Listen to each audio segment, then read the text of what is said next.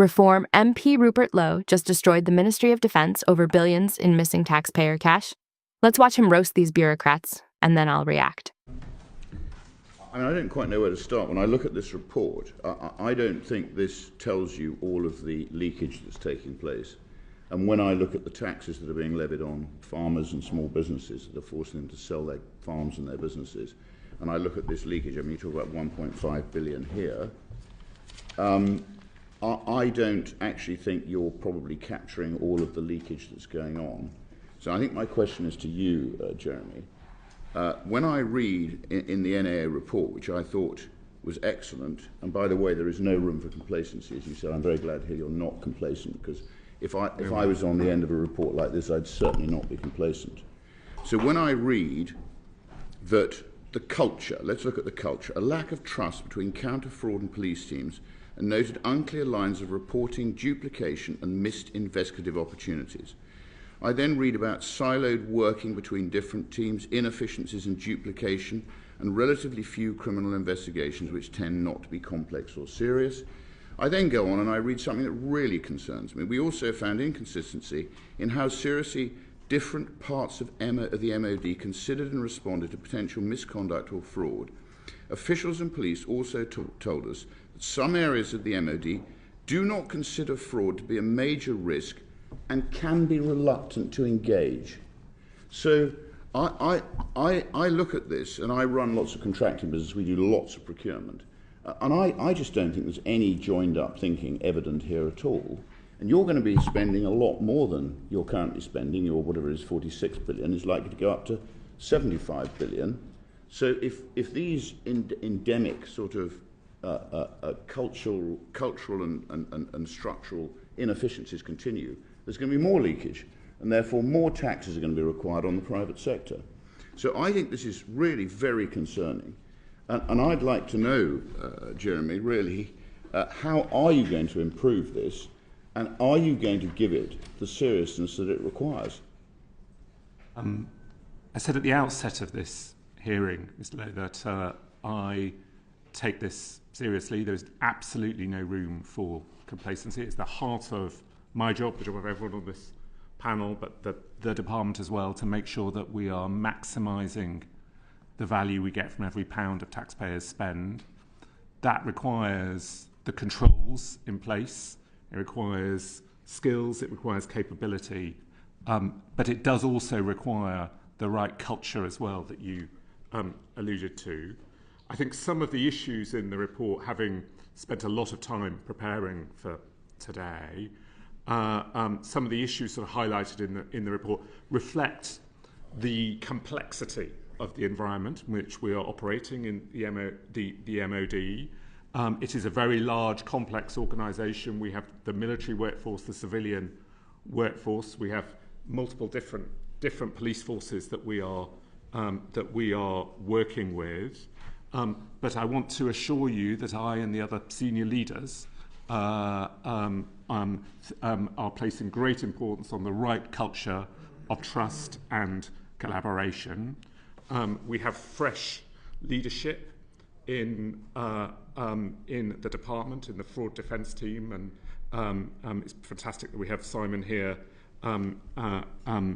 today. And we have, in particular, I think, a new integrated investigative model that is really requiring all the different parties to come together, to work together collaboratively. Can I just interrupt you, because you're talking generalities here. So let's go through the report. Theft of assets. Around 2/3 of these reports related to lost assets, with theft making up only 13%. Can you define lost assets? Question. Personnel and management issues and information exploitation. Failure to follow gifts and hospitality rules, abuse of flexible working time, and deceit and misrepresentation of financial advantage. Unlawfully obtaining and disclosing official documentation. I mean, look, this is serious stuff. So please don't talk generalities. What are you practically going to do to sort this out? There is no disagreement. These aren't generalities. These are actual events. There is no disagreement between us on the seriousness and the importance of the issue. I will talk specifically about assets, and then I will talk about the wider strategy to deal with fraud, because there is actually a whole set of different issues that you are raising there. Control of assets is very important in a department like the Ministry. What is a lost, something lost? When you say lost assets, most of them are apparently lost. What does that mean? Does anyone get punished for losing an asset? In my business, if somebody loses an asset, if there's no justification for losing it, they have to pay for it. We record and follow up all lost assets. The process is underpinned by our security control framework. A majority of our lost assets relate to phones or laptops, and as you can imagine, we want to ensure that we track those carefully. The response will, as you rightly note, depend on the justification given. We will absolutely be alive to any patterns if we think they are occurring, but the majority are cases of misplacement of phones and laptops, but we will record the reason and where it happens. You can have as many risk registers, concerns. As many processes, as many sort of analytical tools. In the end, you've got to send people to prison for being dishonest, and that's what you would do. I know we've got issues with the courts who don't punish people properly, but in the end, people have got to fear that when they break the law, when they're deceitful, when they steal, they go to prison. So I'm just going to go on and ask you a few more things. Because you talked about prescriptive or nominated procurement. You mentioned that. So in my businesses, we have an annual review or 6-month review of where all the spend goes. Biggest supplier first. We then review those. We then have a discussion with those suppliers. We ask them for rebates. We actually discuss proactively with them how we can reduce the cost to our business. Because in the private sector, we're being loaded with taxes, with national insurances, with all sorts of stuff that now is leaking out the side through the MOD procurement, clearly. So do you have those meetings? When people nominate suppliers, I'm immediately suspicious. Why are you nominating a supplier? Is there some further dishonesty going on? Because you often don't need to necessarily, unless there's a really good reason, you don't need to nominate. So look, there's loads of stuff that we need to be doing here. Should we just let them answer a little bit and then you can come back? Yeah, but we don't want to talk generalities, Geoffrey. We want I'll just give one specific and then hand over to Jim to talk about oversight of suppliers. One specific is the department is now using the new powers available to us in the Procurement Act 2023 to require suppliers to disclose conflicts of interest that they have a new duty on, to ensure that we are bearing down on exactly those issues that you have raised. And just another thing I'll just say in the hand of Jim is, obviously, preparing for the hearing, I've spent a lot of time with the teams and our lawyers asking about what's actually happening in the department to try and get that understanding. I am aware of cases where our commercial lawyers have found issues and have said, hang on, we think this might pass the criminal threshold, where the intent is such that it might pass the criminal threshold, and either reported the case to the police or criminal counsel to take that matter further, saying there's not more that we need to do in the department, but this is something we take very seriously.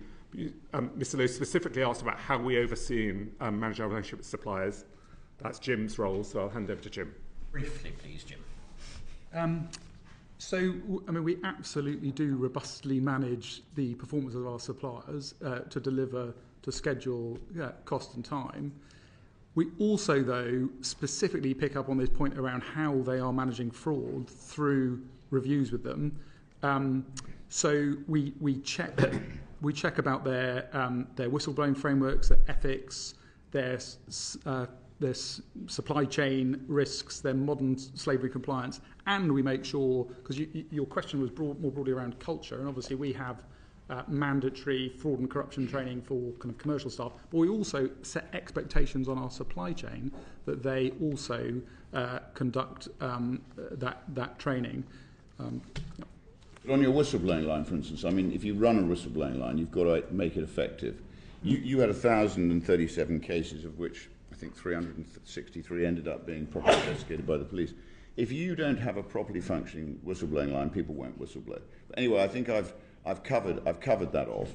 But I've got one last question because I know we're under time pressure. So when the MOD, in their conclusion, says the MOD has an opportunity to save money through better coordination and management of its counter-fraud and economic crime activity.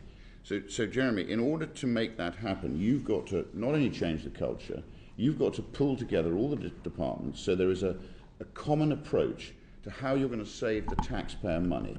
The poor taxpayer who is being abused here, we need to make sure they're looked after. So how are you going to do that? How are you going to pull this together? And how are you going to stop it being siloed? That is at the heart of our revised counter-fraud strategy that we are working on, taking into account our internal work and the findings of the report. In an organisation as large and complex as the MOD, that requires a systemic approach across the system for us to operate at multiple different levels. First of all, it requires us to continue to refine our estimate. That's important in its own right, but it also means it gives us a clue where should we go after. Where should we work harder? Because we think there might be fraud or other things that are creating risk here. That's about leadership. We've talked about that. It's about also particularly about Aneen's role as DG Finance, having particular responsibility on Exco and on our board for that as well. It's about how each area, each team in the department oversees that. Then specifically, you asked about the hotline as well, and how we deal with people who raise concerns. We think the confidential hotline is a very good thing, but we need to rationalise the number of hotlines that we have in the Ministry of Defence. Very large, complex. Some of the hotlines do different things. It's not just about financial crime. We've also need people to report concerns about staff behaviour, just to give you another example as well. So we need to rationalise the number and the approach. We need that integrated investigative model that we've also talked about. There's more that we could say about that. We also need to look at our case management system as well. So this requires a systemic approach.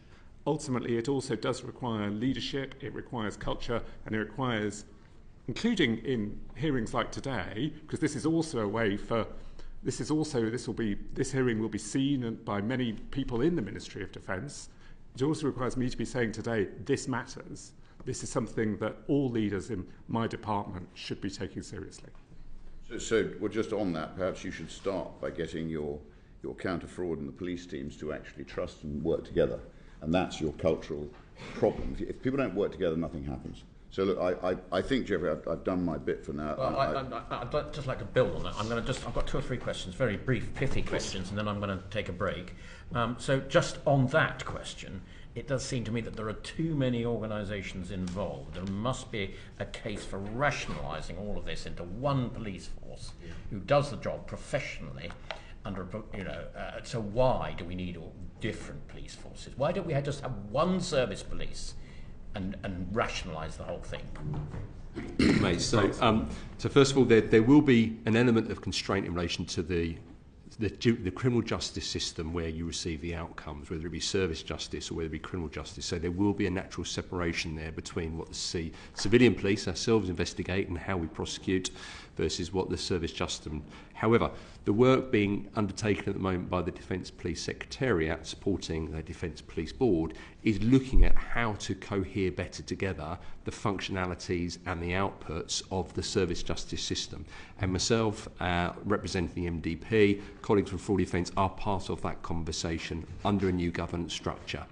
So I think that's the first point. The second point is, and it goes back to the point that another committee member made around the necessity for operational independence. So there is that sterile corridor between decision making so that an investigation cannot be unduly influenced so that we don't end up with a perverse outcome. I think that the next point is how we actually make sure that we are better coordinated with other policing. So we have got a watching eye on police reform and what's happening with that.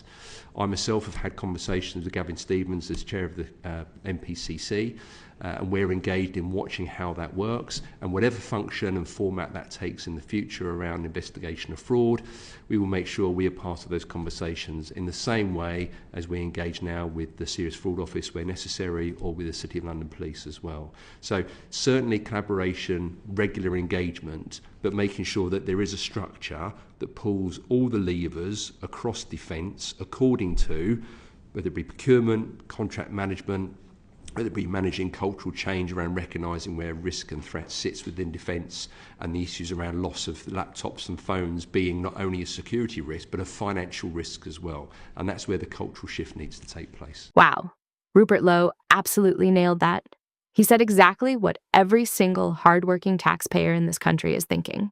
He started off with a massive reality check, looking at the billions being wasted by the MOD and saying, when I look at the taxes that are being levied on farmers and small businesses that are forcing them to sell their farms, and I look at this leakage, I don't actually think you're probably capturing all of the leakage that's going on. That is the crux of the issue right there. The government is squeezing the private sector dry to fund a public sector that doesn't even know where the money is going. When Lowe started listing the actual findings from the National Audit Office report, it was genuinely shocking. He highlighted a culture with a lack of trust between counter-fraud and police teams, and pointed out that some areas of the MOD do not consider fraud to be a major risk. How is that even possible when you are dealing with a £46 billion budget that's about to jump to £75 billion? And how did the MOD officials respond? With absolute corporate word salad. They talked about generalities, complex environments, and a new integrated investigative model. Lowe wasn't having a bar of it. He brilliantly cut them off, saying, "Can I just interrupt you because you're talking generalities here?" And then read a list of actual offenses: theft, deceit, unlawfully obtaining official documentation. And then we get to the absolute joke of lost assets. The MOD official literally tried to play off missing equipment by saying, the majority of our lost assets relate to phones or laptops, and that it's just a case of misplacement. Lowe's response was perfect. He brought it back to the real world. In my business, if somebody loses an asset, if there's no justification for losing it, they have to pay for it. But in the government, they just shrug their shoulders and buy a new one with your tax money. Lowe hit the absolute core truth when he said, in the end, you've got to send people to prison for being dishonest. People have got to fear that when they break the law, when they're deceitful, when they steal, they go to prison. Until there are actual consequences, nothing will change. These departments will keep wasting billions, and the government will keep raising our taxes to cover it up. What do you guys think? Is Rupert Lowe right that we need people with actual private sector business experience running these departments? Let me know your thoughts in the comments below. Hit that subscribe button if you enjoyed this breakdown.